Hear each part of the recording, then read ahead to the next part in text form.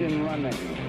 Liftoff. We have a liftoff. It is good to hear that music. Welcome, welcome. It is Eric Erickson here, News 95.5, AM 750, WSB. The phone number, if you would like to be a part of the program tonight, I am back, and it is 404-872-0750, 1-800-WSB-TALK. I came back, and they hadn't changed the name of the station. It's rather awesome. I hadn't had a vacation in forever. Now, we have lots of news to get to, so enough about me. The President of the United States is making waves today with his statement to George Stephanopoulos yesterday. And the Democrats are, of course, seizing on this and really taking it out of proportion to what he actually said. Listen to this comment from the President of the United States. Should he have gone to the FBI when he got that email? Okay, let's put yourself in a position. You're a congressman. Somebody comes up and says, hey, I have information on your opponent. Do you call the FBI? I don't think coming from Russia, you do. I've seen a lot of things over my life. I don't think in my whole life I've ever called the FBI. In my whole life. You don't call the FBI. The FBI director says that's what should happen. The FBI director is wrong. Your campaign this time around, if foreigners, if Russia, if China, if someone else offers you information on an opponent, should they accept it or should they call the FBI? I think maybe you do both. I think you might want to listen. There's nothing wrong with listening. If somebody called from a country, Norway, we have information on your opponent. Oh, I think I'd want to hear it. You want that kind of interference in our elections? It's not an interference. They have information. I think I'd take it. Yeah, honestly, while I think you should go to the FBI, it's not interference in the election. If someone comes and has opposition research on the other side, it's not really interfering in the election. Your opponent may not like it, but let's be honest, all sides agree with this. All sides would do it. And we know that all sides would do it. And I'm not excusing it per se, but all sides would do it. And for the Democrats out there screaming at the radio saying, no, the Democrats would not. Actually, they did. They did. Yes, they did. It's called the Steele dossier. We spent an entire day with me walking you through the Steele dossier before I went on vacation. And what did the Democrats do with the Steele dossier? Now, you're screaming at your radio. I can hear you all the way in my soundproof studio. I can hear those of you screaming, but they gave it to the FBI. The Steele dossier began being compiled in February of 2016, and the Democrats did not give it to the FBI until October of 2016. The Democrats had it fully within their control and possession by the end of March 2016, and they continued to build the Steele dossier. And among the bits of data in the Steele dossier was a claim that the Russians had a videotape of prostitutes using the bathroom on the President of the United States in a hotel room as part of some inappropriate adult thing that the president was doing with prostitutes. It turns out that's a lie. It is a lie fabricated by the Russians. It was circulated and given to Christopher Steele to put into the dossier, and the Democrats began to leak that gossip, inappropriate gossip, to the news media, claiming the Russians had this tape. The rumor of the so-called P-tape began circulating through major media outlets across the country in the summer of 2016, months before the Democrats handed the Steele dossier to the FBI. The Democrats used the Steele dossier to plant stories with Yahoo News and Michael Isikoff and others. And then the FBI used those news stories to get FISA warrants.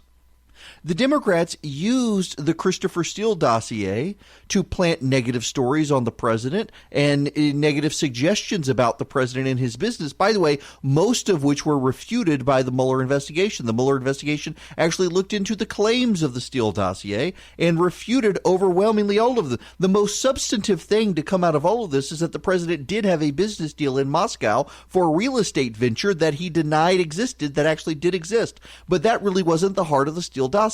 For the Democrats to be out there and claiming that this is awful, this is terrible, and the media, by the way, to do that as well, it's all nonsense because the Democrats did it too. Let me read you a series of tweets from Lindsey Graham. First, I believe that it should be practice for all public officials who are contacted by a foreign government with an offer of assistance to their campaign, either directly or indirectly, to inform the FBI and reject the offer. But this has not been recent practice, and we saw this come to a head in the 2016 presidential campaign. During that race, we had a major American political party hire a foreign national, Christopher Steele, to dig up dirt on an American presidential candidate. And if that was not bad enough, the foreign national compiled an unverified dossier that was then used by the FBI to obtain a warrant against an American citizen and surveil an American presidential campaign. It has also come to light that the foreign national had a well-known political bias, was doing everything in his power to harm an American candidate's electoral chances, and sought to directly influence who the American people elected as their next president. American electoral campaigns should be run by, for, and decided by the American people. Foreign influence in our electoral process is and has been a problem. One of the corrective actions that I'm pursuing is to ensure that foreign political operatives cannot be allowed to manipulate the American political process. Changes like this will serve our democracy well. Finally, the outrage some of my Democratic colleagues are raising about President Trump's comments will hopefully be met with equal outrage that their own party hired a foreign national to do opposition research on President Trump's campaign, and that information, unverified, was apparently used by the FBI to obtain a warrant against an American citizen. Yes, amen, Lindsey Graham. Lindsey Graham, of all people, putting this out there. But there's more that really needs to give you some perspective on this before you get super outraged at the president. And again, I think the president's wrong to say he wouldn't share it with the FBI. He should share it with the FBI. But let's not pretend the Democrats weren't doing the same thing. The Democrats want to take this high-minded, oh, he would never do this. This is that awful Donald Trump. No. They were doing it too. And they've become so emotionally invested in this narrative, they can't admit that the Christopher Steele dossier used Russian opposition research to try to hurt President Trump. They can't admit it, even though if you read the Mueller report, I've read the Mueller report, it is true. The dossier is dripping with Russian intelligence counterinformation.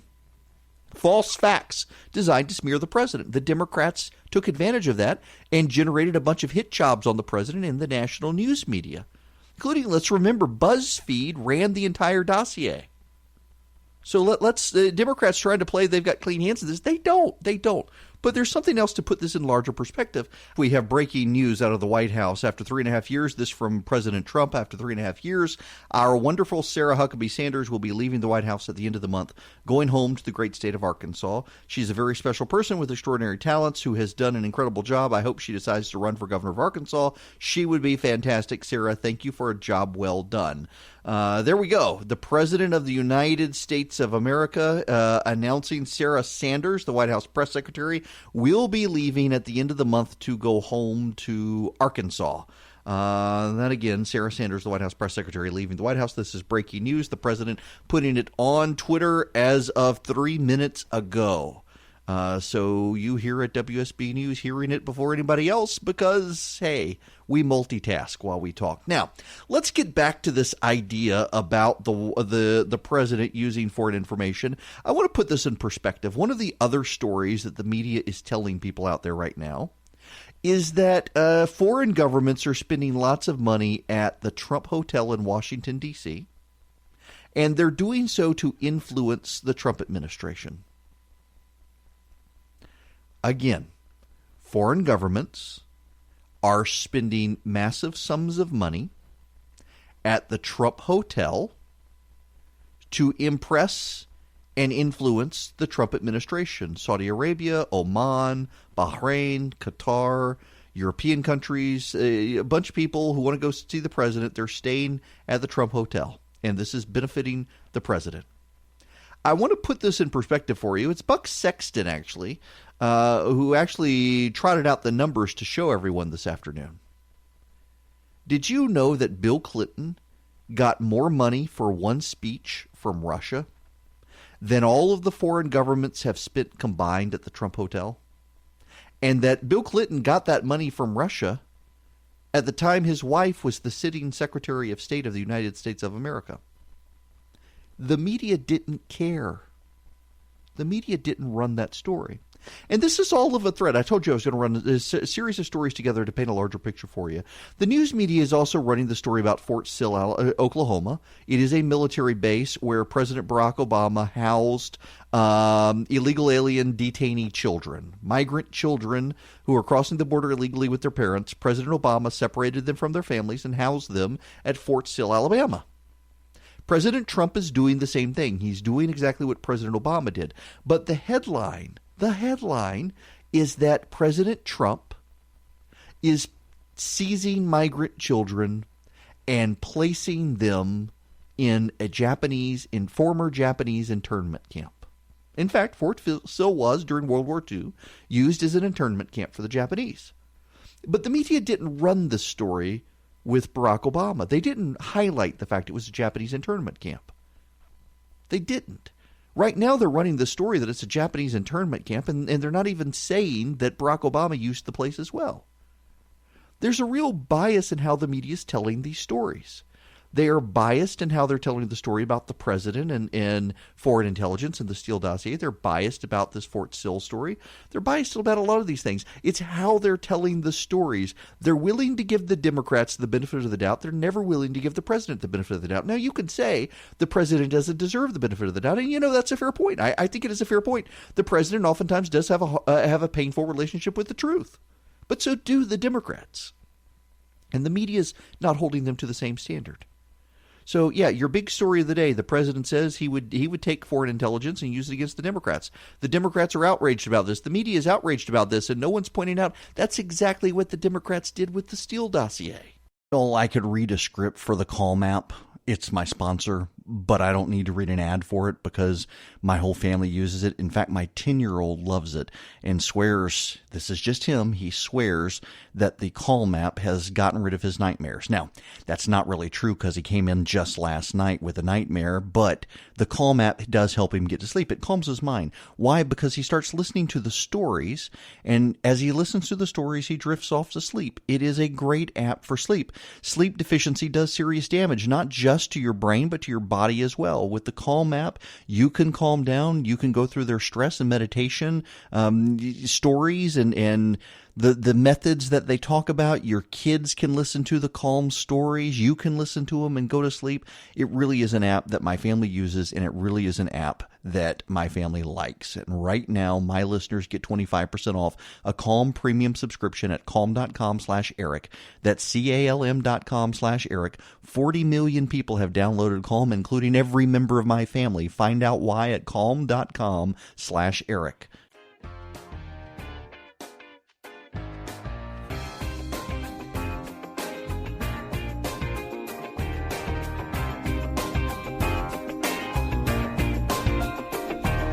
So we're coming really close to being able to announce our special guest at the Resurgent Gathering. I can't confirm for you who it's going to be yet, but hopefully the White House or organization will tell me shortly that I can make it public. They called today to confirm it. So if you want to come before I jack up the price more than double when I actually tell you who's coming, you can text the word Atlanta to 345-345 and show up and maybe see somebody super important who has Secret Service with him. Now, I'm going to throw this open to you, and I'll take your phone calls here in a minute. We got, you know what? Actually, no. I'm going to be disciplined here. I'm going to go to Daniel in Monroe first. Daniel, welcome to the program. How are you? Hey, Eric, I have 2 words for you. Welcome back. I have not heard your voice since before the state convention. Oh, wow. I've been out of listening range, but I want your thoughts. If the roles were reversed, it was a Democratic president, and she were in this, I wouldn't call it mess, predicament, and we had a Republican-controlled Congress, would the media be acting the same? No, I think that's the problem here, Daniel. I think people should be concerned with what happened. When you read the Mueller report, there aren't a lot of clean hands in the Trump campaign, and I think the president did do some things wrong. But I think the outrage by the media is way disproportionate to if there were a Democratic president. I mean, for example, take just the stories about foreign governments staying at the Trump hotel to try to influence the president. Foreign governments were inviting Bill Clinton to give speeches and paying him millions of dollars to do so when they had deals before the State Department with Hillary Clinton there. And the media never covered that. In fact, the media downplayed and dismissed a lot of that. I actually think conservatives have gotten the Uranium One story wrong. They've peddled a conspiracy theory where there was none. But there actually are a lot of stories out there that everybody missed relating to the Clinton Foundation, the amount of money they were getting when Hillary Clinton was Secretary of State. And the media never covered those stories. The media dismissed those stories. The media refused to cover those stories. And that's a real problem, I think. The way the media shapes these stories and the way the media tries to roll these stories out. Take the Fort Sill story in Oklahoma, the Japanese internment camp.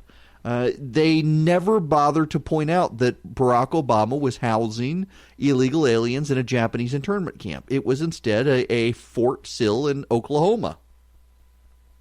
But they point this out with Donald Trump, and you have to ask yourself why.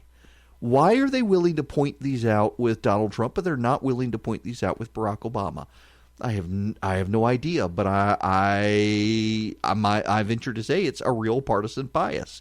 The media is willing to shape narratives. In fact, when we come back, I want to talk about a media shaping narrative. We'll get into it when we come back. Right now, though, I want to remind you that we started a thing on my birthday. That was the first day we were on the air in June, where every month I want to highlight a local nonprofit. That is, a Georgia nonprofit doing work in Georgia and around the world, doing good if you want to support it. And this month, I'm highlighting Help the Persecuted. Help the Persecuted is a nonprofit Christian organization headquartered here in Georgia, and it helps persecuted Christians in the Middle East, particularly Muslim converts to Christianity. If you want to help them, text the letters WSB to 345-345. When we come back, though, another media story out this week that if you knew the facts, you would wonder why it was a story.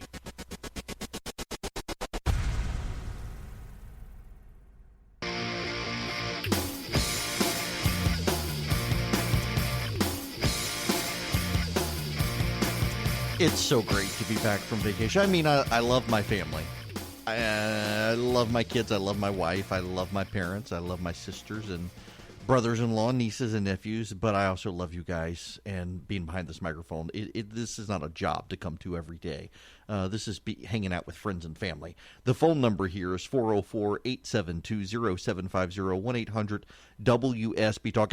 I want to deviate from the story I want to tell you about real quick because I need to tell the story, and I don't have a long segment, but please do stick around because we do need to talk about the other media story. The governor is headed to South Korea, and the media fixation with Stacey Abrams continues. We got other stuff to talk about, but this happened to me last night.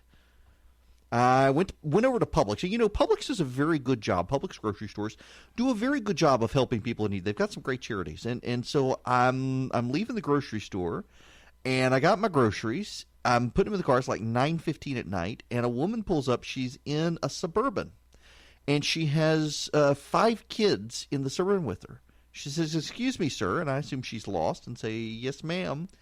And she says, my babies and I, or me and my babies are staying at the Sleep Inn. Can you help us? And I just looked at her and I said, "Ma'am, I'm sorry, but this grocery store does a really good job of helping people in need." And before I could even finish the sentence, she drove off. There was a woman coming out of the Publix, and she whipped around, slammed on the brakes, and started the whole spiel with that lady. And that lady obviously didn't help, and so she moved off to someone else she saw in the parking lot. And there was this third person there, the black lady, and I had to fall out laughing with her because she looks at me, and she's shaking her head. She says, "That's one of the good things about being black in the South is they don't do that to us."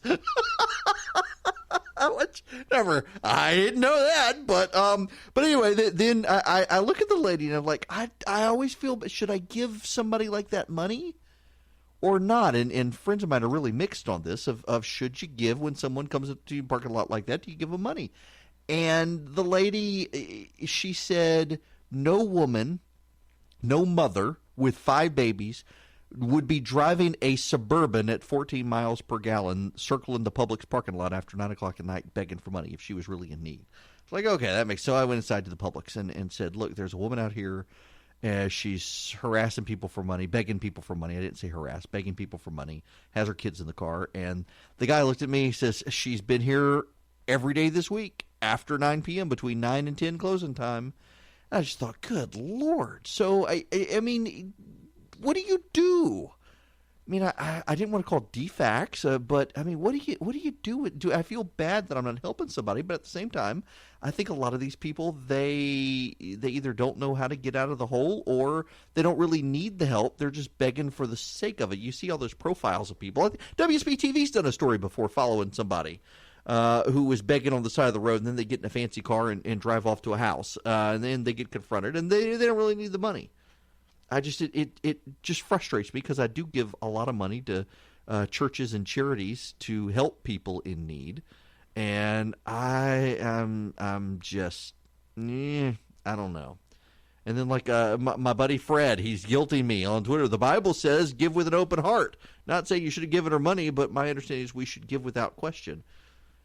Yeah, but I also think that I give my money to lots of groups and to needy groups and to nonprofits and to churches to help people like that, and increasingly think that we're generating cycles of not just dependence but cycles of people who don't actually get themselves out of the hole because they beg. And I think there's a fundamental difference. So I don't know. What do you people do? I'm actually genuinely interested in that because I tend not to give to panhandlers these days, largely because I think that many of them actually are not actually in need, and those that are, I'm happy to help direct them to the places where I do give money to help them. It aggravates me. Now, the phone number here, 404-872-0750, 1-800-WSB-TALK.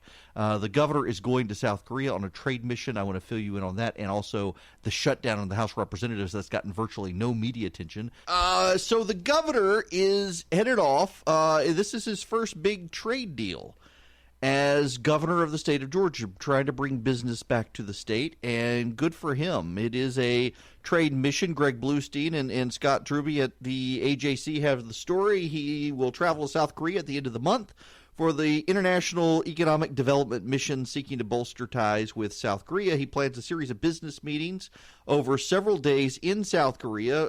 It's significant because South Korean firms have invested $2 billion in Georgia in just the last year. That's actually pretty amazing. SK Innovation broke ground on a $1.7 billion plant in Jackson County that's going to employ 2,000 people. Solar manufacturer Hanwha Q Cells hired 600 staffers in Georgia. That's just phenomenal. South Korea is the 8th largest purchaser of Georgia exports. It is the 5th largest importer of goods to Georgia behind China, Germany, Mexico, and Japan. And the biggest symbol is, of course, Kia Motors in West Point. That's just, this is good for the governor. Good for the governor to be out there. And notice how the conversation is pivoting now. The Democrats, I'm sure, will throw up some more opportunities to question the pro-life fetal heartbeat legislation in Georgia. But by and large, Republicans have refused to continue to try to advance the story. They're moving on. And it's beginning to force Democrats to move on so they don't just seem like a one-note wonder. Good for the governor doing this, and it's just nice to see that the story is starting to turn. Because I got to tell you, when I was headed into vacation, I was starting to get really tired about talking about the fetal heartbeat legislation. The progressive activists are out there harassing Delta today because the CEO of Delta said he's not going to take a position on it. That he's got they fly all people, and half their company supports it and half opposes it. And why are they going to get in the middle of something where there's so much opinion on both sides? Good for Delta. Progressive activists, however, are really, really upset with Delta for not joining a bunch of left-wing tech companies from Silicon Valley declaring these laws to be terrible. Delta holding firm. As much as Delta opposes so much conservative legislation, including the religious freedom legislation, the fact that they're refusing to take a stand here, they should be commended for that.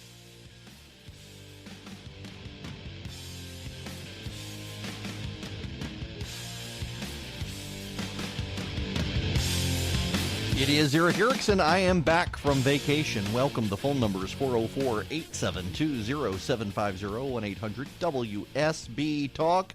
John, calling from New York. Welcome to the program.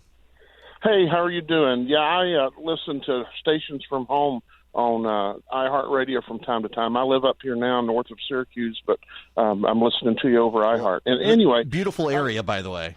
Oh, it's gorgeous. But, don't buy a boat and plan on skiing because the summer temperatures just don't allow it sometimes. Yeah. But I heard your conversation, and what I do and what I've taught my teenagers to do is if someone meets you in a parking lot, asks for help or what have you, offer to go in and buy them groceries. Offer to put the gas in their tank if that's what they're after. And oftentimes you'll see them drive away like you mentioned this lady did. If they have a real need, they'll be thankful that you're willing to buy them food. They'll take 5 gallons or 10 gallons of gas and go on their way and be thankful. But giving them cash, you think about what for the Good Samaritan, what he did for the person on the side of the road. He didn't throw cash at them. He met their need. So that we can meet their need and fulfill the biblical mandate, but we do not have to facilitate their lifestyle. That's excellent advice. John, thank you very much. And thank you for listening up there in New York State. Not New York City, New York State. The real New York. Jimmy in Buford, you're up next. Welcome. Hey, buddy. How you doing? I'm good. How are you?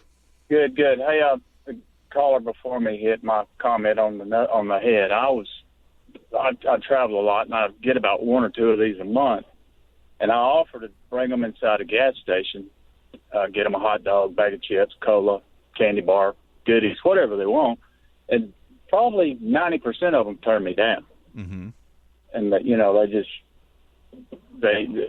I have money, and I'm blessed, and I don't mind sharing it. But if you need it, I'll give it to you. But if you're going to buy beer or alcohol, or, I'm not going to help too much. Yeah. Yeah, that's kind of my concern. And honestly, it's after 9 o'clock at night. You got 5 kids, and all of them were young kids, too. I don't know that any of them were even old enough to actually be in school. They were young, down to in a car seat. 2 of them in a car seat.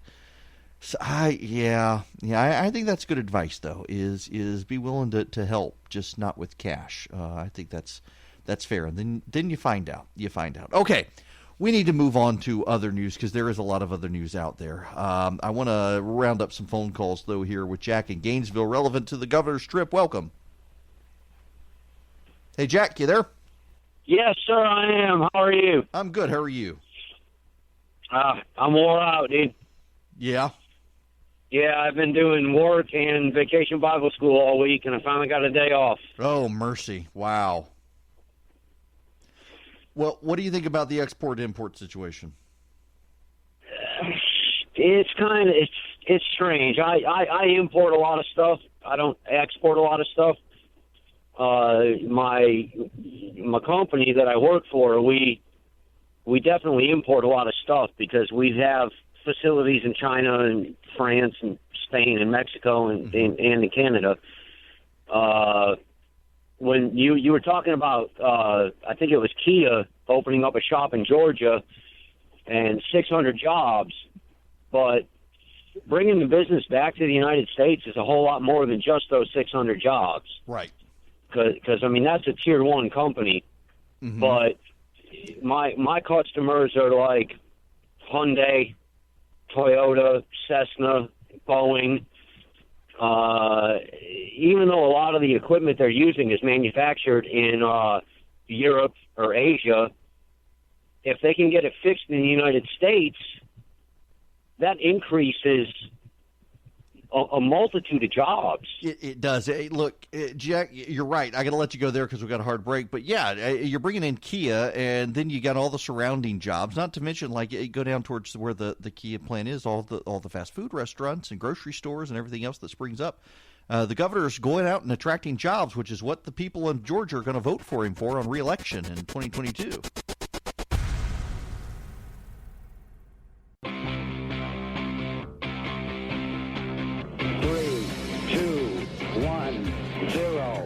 Engine running. Liftoff. We have a liftoff.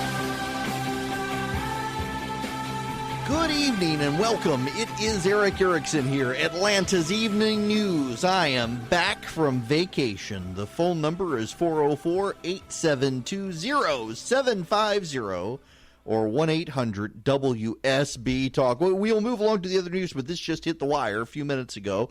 During commercial break, as a matter of fact, this came out from the New York Times. Joe Biden said he did not view abortion as a choice and a right in 2006. He viewed it as a tragedy. It's a newly unearthed video from 2006. Joe Biden saying he supported Roe v. Wade, but did not view abortion as, quote, a choice and a right. Remarks that raise further questions about how he views abortion rights as he runs for the Democratic presidential nomination and faces pressure over his position on the issue. Quote, I do not view abortion as a choice and a right. I think it's always a tragedy. He said this in an interview with the Texas Monthly. It resurfaced by CNN. Joe Biden says, I think it should be rare and safe. I think we should be focusing on how to limit the number of abortions. He said he's a little bit of an odd man out of my own party because he wouldn't vote for federal financing of abortions, had voted to limit late-term abortions, but supported Roe versus Wade. You know, I'm so tired of the abortion story because there's so much other stuff to talk about, but it's all consuming right now, largely because of the Democratic primary. It has become a litmus test for the Democrats. You know what's so interesting here? We don't even have to focus on abortion per se as to how the media covers these issues. It's always a litmus test with Republicans on pro-lifers, and the media never uses that language with the Democrats. But yet here we have Democrats who are attacking Joe Biden for not being sufficiently committed to killing children.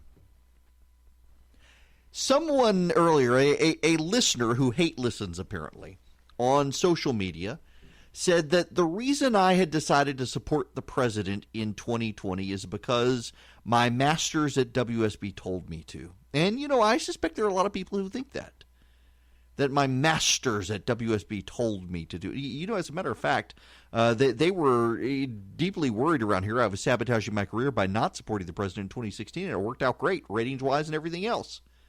Being my own person, telling you what I think. You know, the primary reason I'm supporting Donald Trump for re-election in 2020 is because the other side is full of a bunch of people who want to kill babies and impose socialism on the United States and also persecute Christians while they're at it.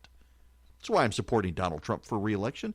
Look at Joe Biden, the former vice president of the United States for Barack Hussein Obama, the first black president of the United States. A man the Democrats have cheered on forever is being attacked for not being sufficiently committed to the cause of killing children. And I don't want to dance around this issue. Do you know what they do?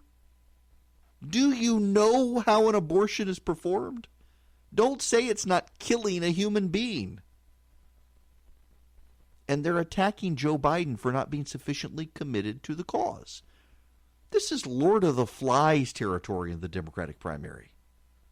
It's disgusting. That's why I'm voting for Donald Trump in 2020.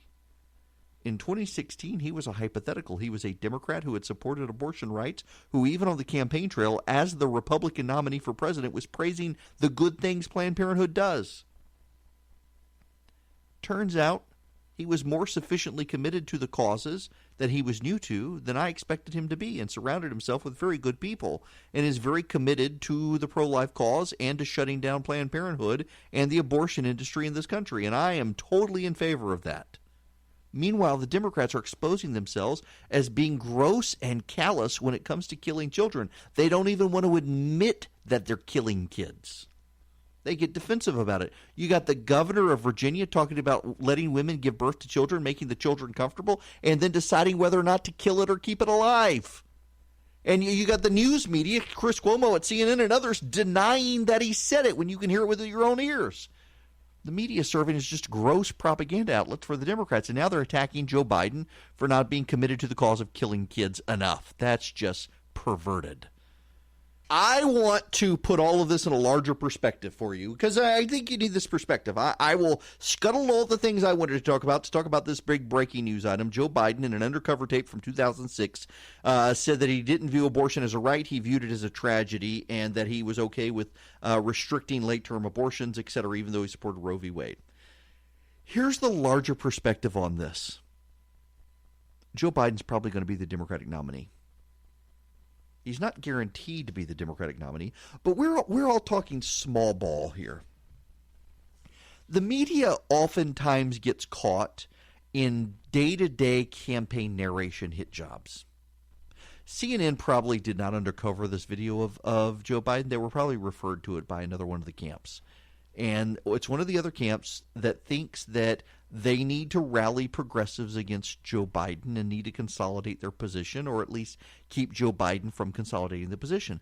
But the reality is, if you actually poll Democratic voters, they want a winner.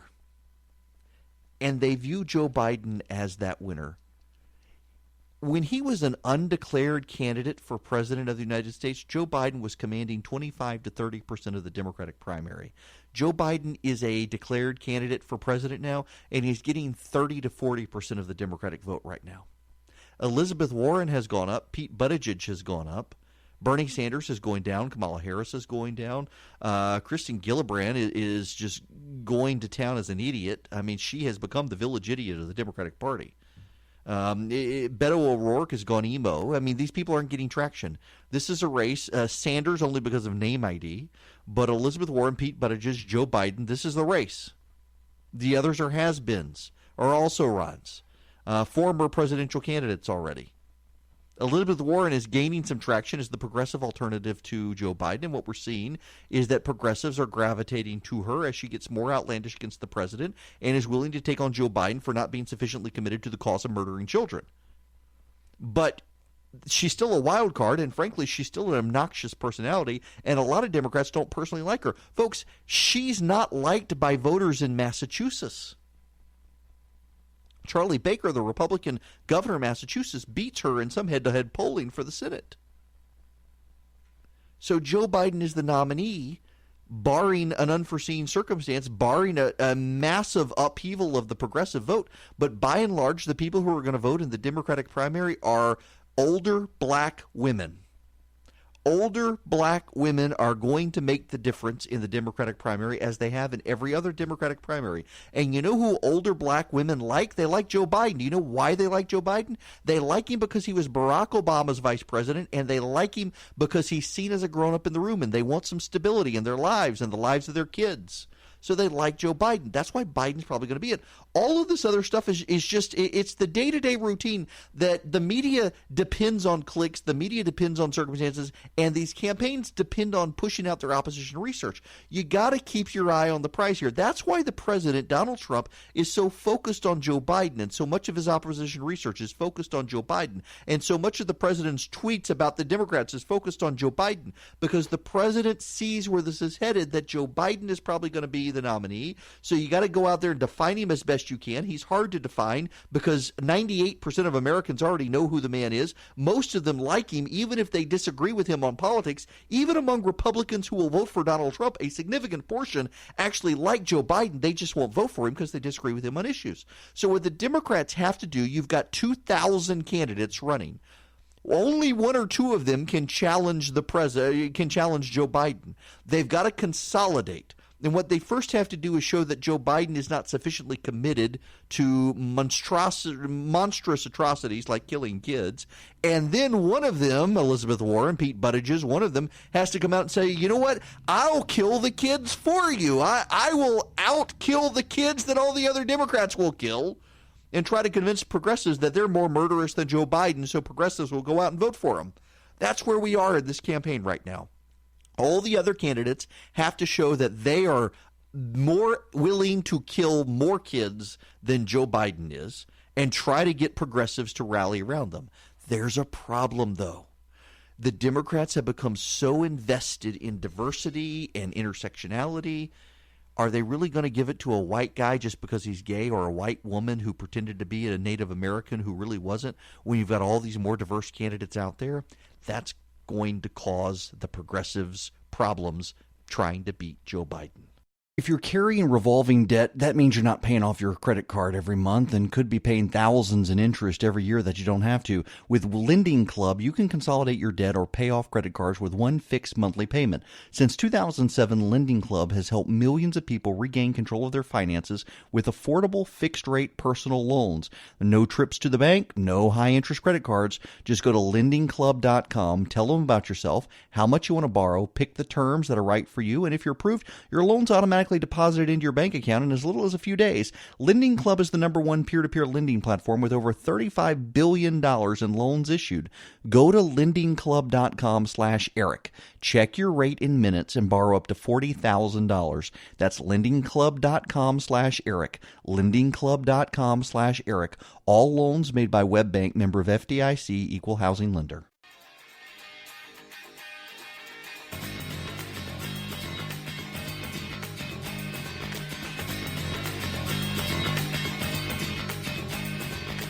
Welcome. It's Eric Erickson back from vacation. I got to give a tip of the hat to Greg, who's we connected on Airbnb last year, and we stayed at his house out in rural Louisiana, and now he listens to the show, and I can't express to him how relaxing it was to be out there for a week with my family. The house was big enough. My sisters and their kids could stay with us, and we just had a good family time. There was no internet. It was so far out in the country. The internet was by satellite, so you could get it, except when the storms came, but it was slow. It was okay. There were no cell phones, so none of our cell phones worked, so we had to visit with each other. And the iPads couldn't stream stuff because satellite internet was somewhat clunky for too many people to use, and we visited with each other. I did a lot of cooking. He had this beautiful, beautiful French stove. It was wonderful. It was wonderful. It was. Now, when we come back, I will take calls. Some of you are on hold. I'm happy to take your phone calls. We just don't have enough time to do you justice right now. 404-872-0750, 1-800-WSB-TALK. Those are the phone numbers here. Happy to take your calls. And Chip Roy. He's coming to the Resurgent gathering. Chip Roy is the congressman from Texas, a longtime friend of mine. And he's made many of you mad because he single-handedly blocked the disaster relief package Congress was considering over break because he wanted members of Congress to have to vote on it, not pass it by a voice vote of one person standing on the floor. Well, now he's made so many Democrats mad, they're literally cussing at him on the floor of the House.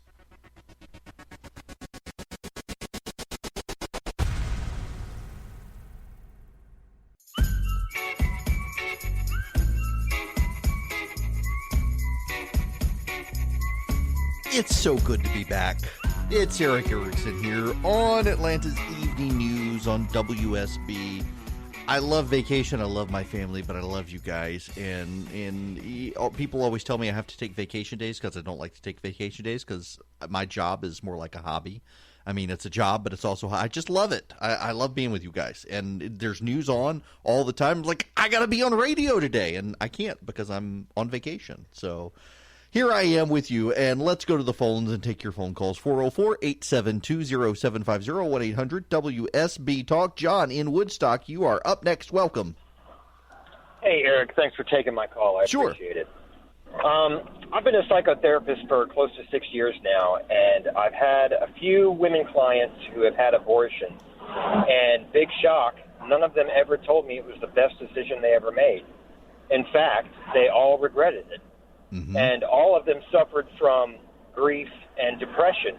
And surprising, that's a story that's never covered, and I wonder why. Yeah, it's funny you should say that. The number of stories of people out there. And the other one, John, that irks me because it's personal to my life is the number of times of women who go to the doctor. The doctor says, there may be a deformity, you should abort, and they don't, and their child is perfectly healthy. I find that highly unethical. Oh, yeah. Listen, when my wife was pregnant with our second child, she had to be on blood thinner injections twice a day, every day while she was pregnant, and there was a chance that they could impact our child. And the doctor said, no, you can just have an abortion and start over. I mean, just matter-of-factly. And thankfully, our child was born perfectly fine. But I know a woman whose child tested positive in the test for Down syndrome. The doctor urged her to have an abortion. She did not, and her child's perfectly healthy, doesn't even have Down syndrome. And even if the child did have Down syndrome, she wouldn't have aborted. But yeah, you're right, John. Thanks very much for that, because the emotional impact of having an abortion, and now you have this cult-like effort on the left to convince women that they're really not having that problem when they are. It's just it's staggering. Now I want to move on from this. I'm so glad he called to say that. I want to move on to Chip Roy. Chip Roy is a longtime friend of mine, a dear friend. His wife and I share the same birthday. Their anniversary was yesterday. They got great kids. When I go to Texas, I stay with them. We hang out. I go to church with them. He's an all-around good guy, deeply committed to principles of smaller government and less spending in Washington, and spending needs to be paid for. And so he made a lot of Georgians mad because Chip is the guy who obstructed passage of the disaster relief package for Georgia. He didn't dispute that the relief package was needed. His point was that there were changes that were made in it that had not previously been known, and the House of Representatives needed to actually be present to vote for it, as opposed to letting them all go home, having them make changes, and rushing the vote. And so he objected, and he forced them to wait until Congress got back to debate it. They debated it. He voted for it. It passed. The president signed it. The money's flowing. Well, he really believes in this stuff. And so one of the things that Chip did is yesterday the House was preparing its annual spending package, and they had 106 amendments to the spending package. And the way the Democrats structured the debate was to essentially have everyone leave, and then they were going to pass them by unanimous consent, and no one was going to have to actually vote on the amendments, some of which gave members of Congress pay raises, and some of them would have further obstructed the president's immigration efforts. So Chip went to the floor of the House of Representatives, and he forced them to vote on every single one of the 106 amendments. And under the terms of the debate on the floor, they could all be debated. And so they had to be debated. So they were there. Chip gave up his wedding anniversary. He should have been taken care of out for supper. And instead, he was in Washington, D.C., on the floor of the House of Representatives until sunrise this morning, forcing Democrats to actually vote for things they were hoping to pass without having to be held accountable for, like a pay raise for themselves. He forced them to vote for it. He forced them to vote for bigger spending. He forced them to vote and managed killing some of they pulled some of the amendments because the Democrats didn't actually want their names attached to them. They were hoping it would just be unanimous consent. No one would actually have to have their names attached. He managed to scuttle pieces of legislation that otherwise would have passed by forcing the Democrats to have to vote for it. So I say good on him. Now, he told me a funny story that the older the Democrats were, the more they complained about having to work. And a number of the Democrats got so mad at him, they literally cussed him out on the floor of the House of Representatives for forcing them to stay there. Cussed him out. So Chip is getting cussed out by these members of Congress. What I find so funny is that Matt Fuller, who is a reporter for the Huffington Post, he used to be a reporter for Congressional Quarterly. When he got to the Huffington Post, he became very comfortable with showing everyone he's actually a very far-left progressive. And he dared to tweet out that Chip Roy was inconveniencing people. Chip Roy, congressman from Texas, was inconveniencing people by making members of Congress vote. What Matt Fuller was upset about is being a congressional reporter, he had to stay and cover the whole thing. He didn't like that he had to do his job. You know, Jamie Dupree was there. Jamie Dupree was not there complaining all night. Jamie Dupree was there covering it all night long. He wasn't complaining about Chip Roy inconveniencing members of Congress by making them do their job. Entitled liberal millennial reporter. Matt Fuller complained that he was an inconvenience to people. Chip Roy getting cussed out by members of Congress, getting cussed out by Georgians for standing on his principles, that he thinks that the spending needs to be accounted for, and members of Congress need to go on the record on spending bills and not just pass things by unanimous consent. God bless him for doing that.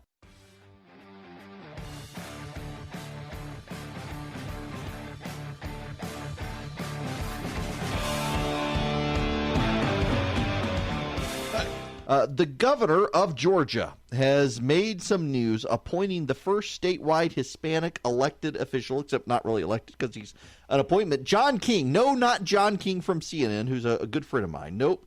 It is John King, who is the sheriff? Where is the police chief in Doraville? He is now the Doraville police chief. John King is the interim insurance commissioner with Jim Beck, who is suspended but still taking his paycheck. John King will get a paycheck as well. We got to keep paying Jim Beck. How much is Glenn? Jim Beck, because he's duly elected. He hadn't resigned. He hadn't been kicked out of office, so you got to still pay him. But John King will get a paycheck as well for being the interim insurance commissioner. Now, some people are raising concerns that John King does not have a background in insurance, and he doesn't. He'll also be the state fire marshal. He doesn't have a background. What he does have a background in, though, is cleaning up out-of-control bureaucracies and rooting out corruption. And so, yeah, he will have to rely on people. My advice to John King is fire all the people that Jim Beck put in there. Get rid of the people who were with Jim Beck. You want to clean up the office. You had Ralph Hudgens, who was a model of integrity and honesty in that office, and maybe bring back some of the people who were with Ralph Hudgens. But we need to move beyond Jim Beck, and I think John King can do it. And he's the first statewide Hispanic official in the state of Georgia. Pretty big signal from the governor here. Some Republicans had kept Gallio at arm's length. That's the Georgia Association of Latino Elected Officials. It's a great organization, by the way. Gallio's a phenomenal organization, a great group of people. But a lot of Republicans had kept them at arm's length because of the immigration fight. It's nice to see Governor Kemp reaching out and working with them and finding one of their members to be this first statewide Latino official in Georgia.